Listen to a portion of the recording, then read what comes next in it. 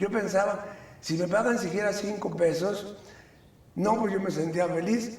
Y voy ingresando y me pagan 13 pesos y centavos, que era un dineral. Buenas fiestas y actividades culturales, era una recreación muy sana, interesante, tenía sus clubes. Cuando se firmó el contrato del 56, se obligó a la empresa a que construyera hospitales. Yo todavía me acuerdo la época cuando los ferrocarriles valían.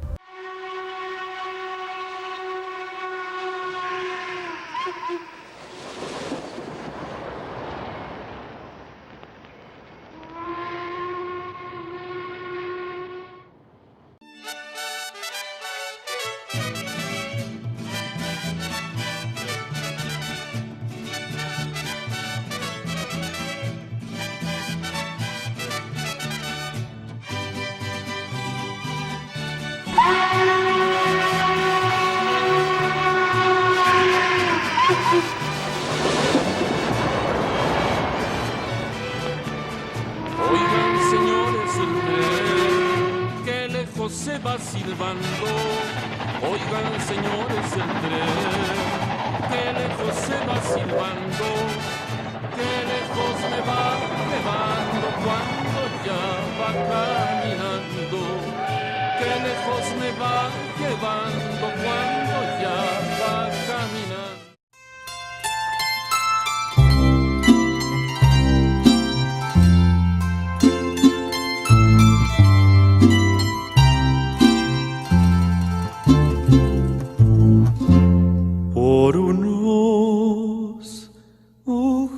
Hay tantos recuerdos bonitos que es recordar, como no, y pues había pues ambiente distinto ya, el vapor estaba en su apogeo y pues ya todo se acabó.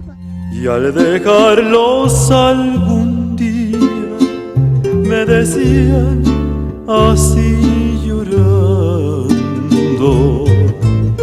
no te olvides, vida mía, de lo que hoy te estoy cantando.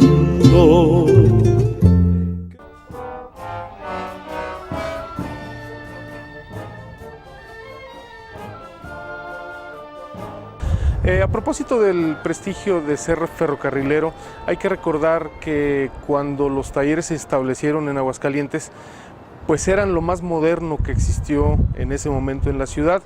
Entonces ellos constituyeron la vanguardia de la clase obrera, de una clase obrera industrial, ya no artesanal como había sido hasta entonces, con algunas excepciones como la fundición, pero ellos vienen a ser la clase obrera industrial moderna. Y además a esto habría que agregar un ingrediente de gran combatividad, sobre todo en esa época de fines del siglo XIX, principios del XX, de la lucha contra la patronal estadounidense, en este caso, que les impedía ascender en el escalafón. Es decir, había puestos de trabajo que estaban reservados a los estadounidenses y vedados a los mexicanos. Entonces hay una serie de huelgas nacionales por rama de actividad que van generando un prestigio social entre la gente de Aguascalientes. Era un lugar, una gran familia, eran muchísimos, eran 6,000, 7,000 gentes que trabajaban en aquella gran fábrica, en aquella maestranza. Entonces, pues había de todo. Pero lo más importante es que yo cuando ingresé en el 46, yo pensaba, si me pagan siquiera 5 pesos, no, pues yo me sentía feliz. Y voy ingresando y me pagan 13 pesos y centavos, que era un dineral. De allí que la mayoría de los ferrocarrileros tenían tiempo para en determinado momento terminar con su trabajo de allá, salir y seguir cultivando lo demás. Buenas fiestas y actividades culturales, era una recreación muy sana, interesante, tenía sus clubes, y jugaban al billar y al ajedrez, y hacían veladas literarias. Había una clase obrera muy unida, muy consolidada, muy integrada en esos tiempos.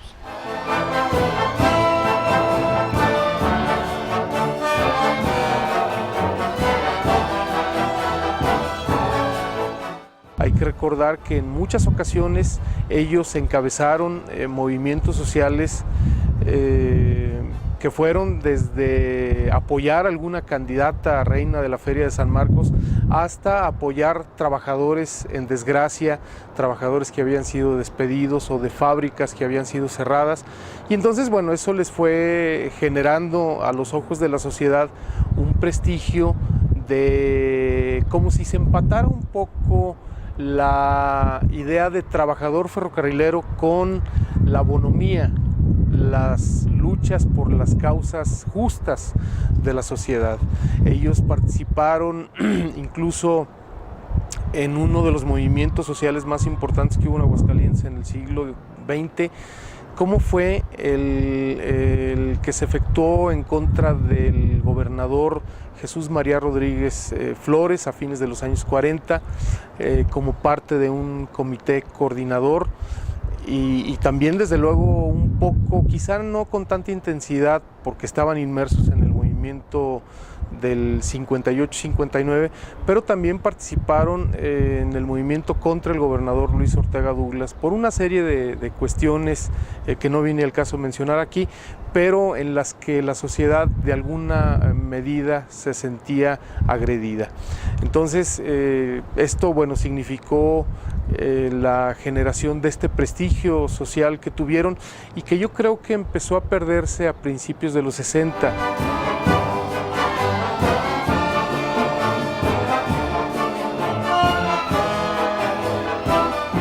Clase ferrocarrilera surgieron muchos de las grandes empresas que dieron todavía un mayor dinamismo a Aguascalientes. Entonces, a partir de los años 40, 50, y cuando a causa de los movimientos sociales se dieron mayores prestaciones a los trabajadores, la seguridad social, las pensiones, todo aquello consolidó al sector de los ferrocarrileros con un estatus de una vida muy decorosa, con muy buen poder adquisitivo y familias muy consolidadas, con expectativas, los hijos de estudiar, no tan solo aquí la secundaria hasta la prepa, sino de poder irse a estudiar a la Universidad de México o en algunas otras regiones.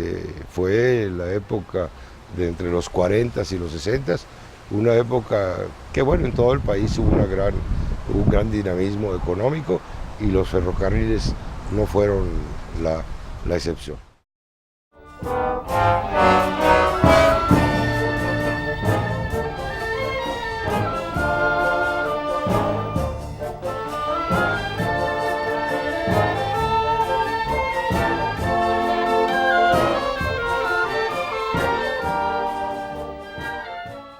El Hospital del Ferrocarril data aproximadamente de la década del 10 al 20. Por eso el Hospital del Ferrocarril tuvo la misma línea de construcción que la estación que tenemos aquí. Era ladrillo rojo, era piso de madera, cielo de madera, techo de lámina, pero era muy cómodo, funcional. Efectivamente, el hospital era cómodo, era funcional, tenía sótano, tenía cocina, tenía comedor, tenía todo lo necesario. Ese lo construyeron la administración norteamericana. En el 56, en la versión del 56, se condicionó la demolición del hospital. Bueno, tiene sus motivos. Lo que pasa es que ese hospital era para puros trabajadores. Tenía nada más 2 salas para camas, donde eran enfermedades y accidentados. Algunas eran enfermedades profesionales, otras eran común y corriente, enfermedades común y corriente, y accidentados. Teníamos dentista, teníamos oftalmólogo, teníamos todo. era una obligación que había sido tanto solicitada como la campaña que hicieron las organizaciones, las primeras organizaciones obreras, para que se estableciera un hospital precisamente para el personal accidentado y enfermo también.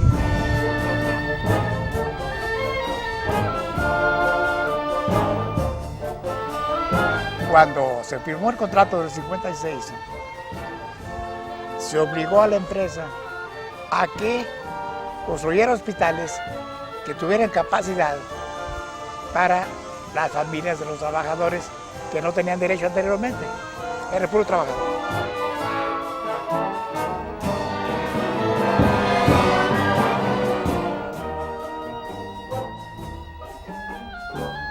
Pero a raíz del movimiento huelguístico del 58, ya se hizo el nuevo hospital. Se demolió el hospital viejo, que le llamábamos, y se comenzó a erigir el nuevo. En ese intervalo vino el movimiento del sureste, el plan sureste, el movimiento vallejista. En el movimiento vallejista, por lógica, como que separaron las cosas, ¿verdad? El significativo, el hospital siguió erigiéndose, pero hasta después de que se terminó el movimiento huelguístico ferrocarrilero, comenzó a funcionar el hospital. En el 60 comenzó a funcionar. Todas las áreas que no se cubrían para los varones en el hospital viejo se incluyeron y se ampliaron en el hospital, que es la clínica número 8 en la actualidad.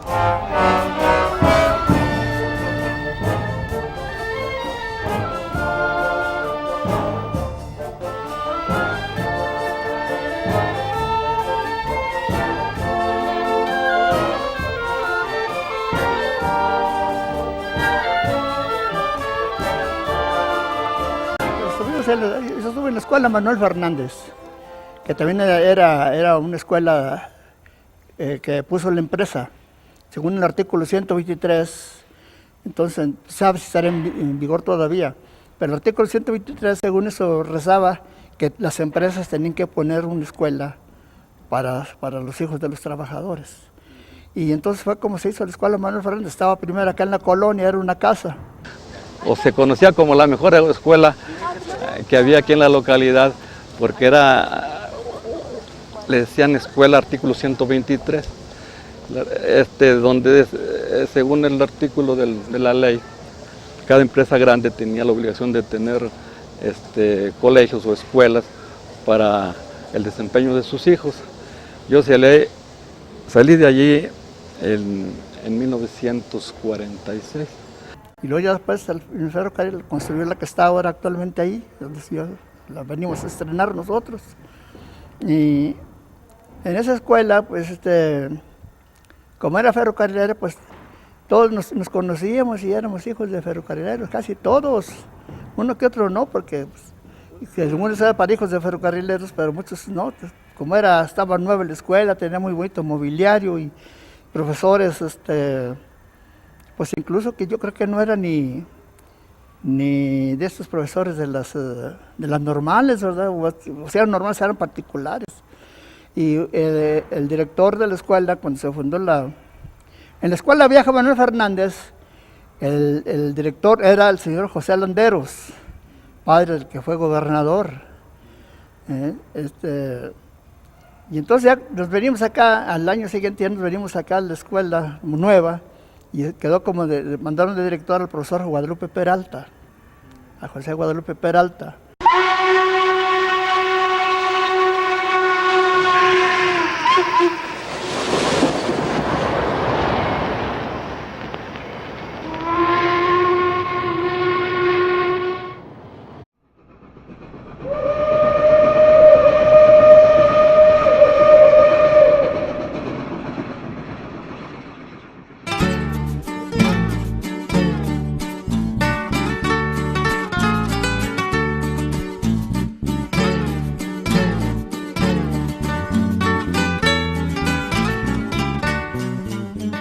persona, Dios lo tenga en paz, acaba de fallecer.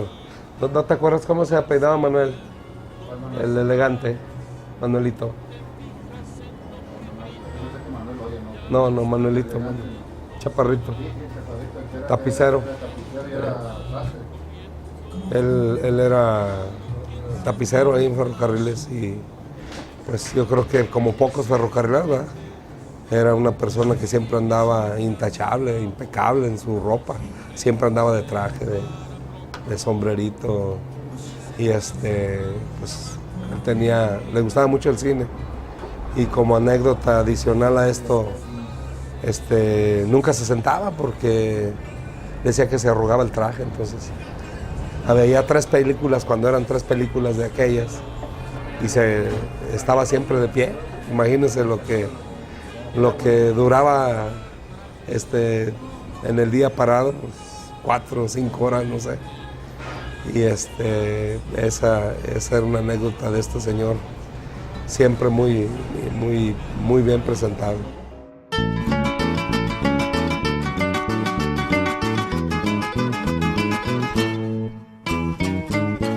Aquí yo he venido, aquí yo he llegado, muy triste y muy amolado. Cantando canciones me paso la vida un poco más.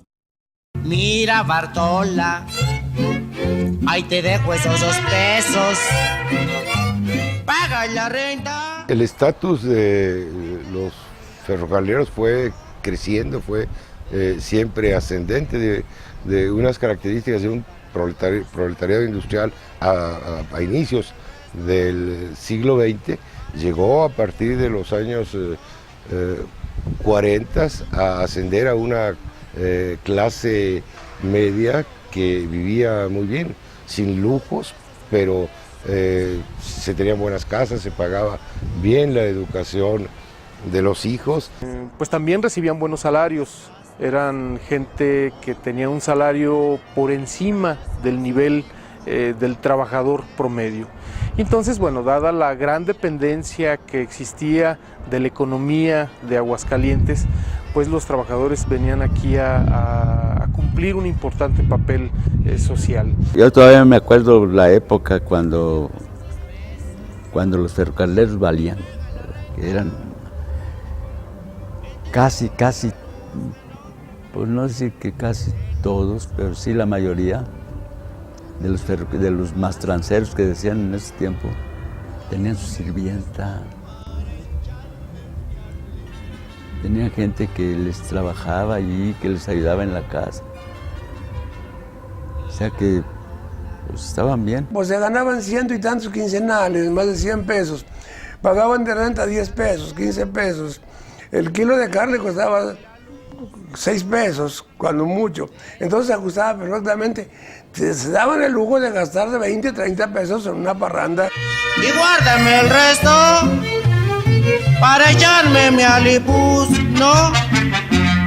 El dinero que yo gano. El ferrocarrilero pues le gustaba, cada vez que rayaban pesos de plata, entonces. Allá sus pañuelos, unos ponen en pañuelos los pesos. Vamos a la cantina. Había dinero para la recreación del fin de semana porque el ferrocarrilero fue siempre también una persona de carácter festivo y aún en una casa donde solo trabajara un miembro de la familia, en este caso el padre en el ferrocarril, se veía muy bien. Si aparte la madre tenía el taller de costura o algún otro pequeño comercio, alguna otra actividad, pues entonces se veía mucho mejor. Mira, Bartola, ahí te dejo esos 2 pesos. Paga la renta, el teléfono y la luz, ¿no? De lo que sobre, coge de ahí para tu gasto y guárdame el resto para echarme mi alipuz, ¿no? El dinero que yo gano, toditito te lo doy. Te doy peso sobre peso. Pues era una tienda organizada y sostenida por la empresa y apoyada por el sindicato. Allí nos daban vales, bueno, a todos los trabajadores. Ellos eran muy dados a ir a la cooperativa. Había una cooperativa de los ferrocarrileros ahí en el sindicato y pues sacaban ropa, sacaban mandados, sacaban calzado bueno, GBH, calcetines de esos Ciboline, pues puros de buena marca. Buen calzado, yompas, calzado dormir, buenos artículos. Sacaban ellos, ¿qué le digo? 500 pesos de mandado de ropa y de todo. Y la vendían en 100 pesos, 150 pesos. Había un grupo de personas que le nombraban coyotes. Por ejemplo, los de 100 pesos daban 50, 500 pesos daban la mitad. Y allí pues se alivianaba uno. Se alivianaba porque yo nunca fui cliente. Pues ellos se las fiaban y les iban rebajando cada quincena. Les rebajaban 20, 30 pesos y ellos recibían 100, 200 pesos y salían de su apuro, se los tomaban o hacían. Y por cierto que esa cooperativa duró sus años y nos costó 60 pesos a todos, aunque no éramos socios, no sacamos de todos modos. Nosotros éramos, cuando quisiéramos sacar ahí, en esa tienda teníamos muchas cosas, ropa, mucha cosa había, pero pues no, los malos movimientos vino quedando en nada, se acabó y acabó.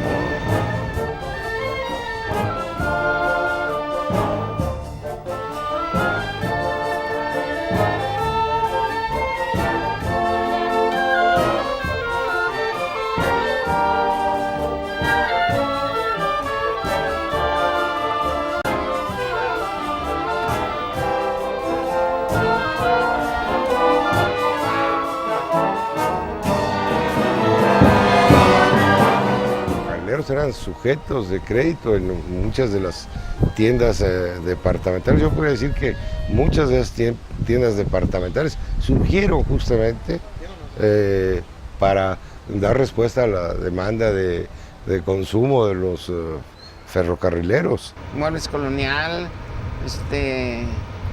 la Distribuidora Central, la Camelia, pues nos daban vales así a personas que no teníamos muchas drogas. Investigaban primero y ahí sacábamos fiado. La Nueva York también, aquellos años, Casa de Vidrio. Sí, había unas dependencias que nos fiaban. Los chorreados que uno veía en la mañana, en la tarde, en el ferrocarril eran señores que se iban al café con sus trajes o con sus sacos, o que iban a pasear a la plaza con la mujer y tú los ves así y no creías que era un obrero del ferrocarril. El ferrocarril generó un gran bienestar social en Aguascalientes. Lo traían dinero, gritaban y ordenaban bien, sí, pero no, en lo general eran buenos clientes porque no escatimaban, gastaban.